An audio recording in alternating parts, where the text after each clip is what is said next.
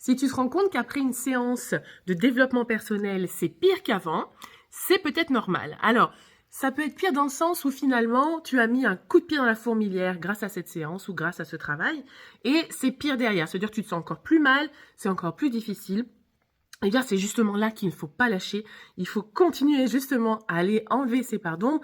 Alors, bien sûr, tu peux te faire aider à ce moment-là. Rappelle ton thérapeute, rappelle ton accompagnant, et tu vas voir, il va peut-être te donner des solutions. S'il te dit, bah non, faut rester dans le mal pendant 3 semaines, bon là, c'est peut-être un peu plus compliqué à accepter, mais ça arrive. Si par contre ça dure au-delà de 3 semaines, je te dirais que là, il faut vraiment faire quelque chose d'autre.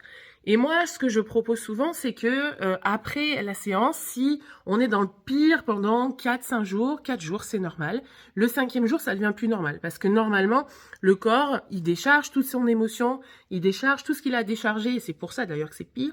Mais ensuite, il va retrouver une espèce de stabilité émotionnelle, énergétique, bref, sur plein de plans.